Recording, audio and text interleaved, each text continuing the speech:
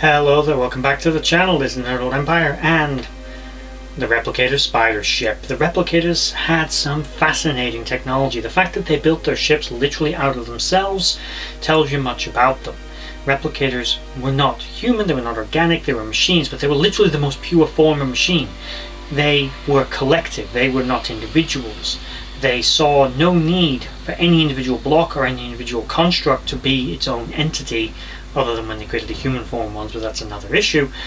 They were so advanced that the technology that went into their very construction was able to form new forms. They would simply build whatever they need out of themselves. They were replicating the individual blocks, basically, not the replicator. And the blocks would just be used to assemble and create whatever they wanted. One of the most impressive things they were able to do with this was build starships. It's possible that elements of these vessels were not purely made of replicator blocks. In fact, I think likely they weren't, like the reactors, things like that, but generally they would build themselves around whatever this was. One of these I've already done an episode on, but this one is on the so-called spider ship or spider vessel. This was basically a small attack ship slash landing craft, sometimes sort of offshoot escape vessel, for lack of a better term, from the larger replicator ships. They were capable of sublight and hyperspace propulsion, intergalactic travel.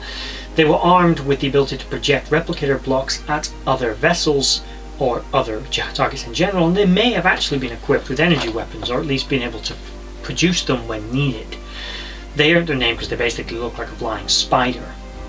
They were usually used as a lander, unlike the bigger ship, which was obviously much larger, made of much more replicators, and wasn't designed to enter an atmosphere they'd have to disassemble. It would simply create one of these things and send it down to the surface, if not beam replicators down directly. The ship was first seen on the Asgard homeworld of Orilla after they destroyed the main replicator ship in orbit, and it went down to the surface. It's powered by Chiron particles, and the primary construction material is neutronium, which is one of the things the replicators are generally made from, particularly the nanotechnology that goes into their base systems.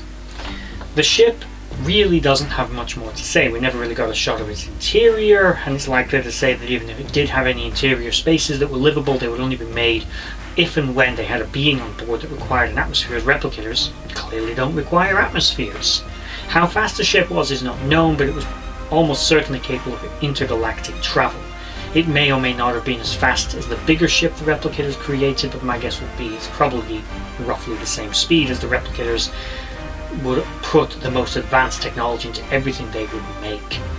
These things were easier to destroy than the bigger ships, simply because they weren't as powerful, they weren't as large, but the replicators simply weren't worried about stuff like that, as all it took was a few blocks to survive, and the replicators would just carry on infesting whatever they were going towards.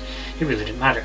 They would disassemble this ship when it landed on a planet if they felt like it, because if they needed the numbers to absorb whatever local resources and materials they were going for, and they would simply reassemble themselves back into the ship if and when they needed it, when they wanted to leave the planet, if they didn't have a Stargate.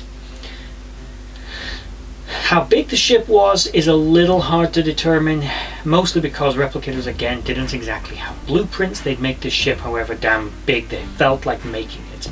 There probably was a quick go-to design that they would default to, but generally speaking, if they wanted it to be big, they'd make it big. If they wanted it small, they'd make it small. It was as big as it needed to be. That's simply the way you got to look at it with replicators.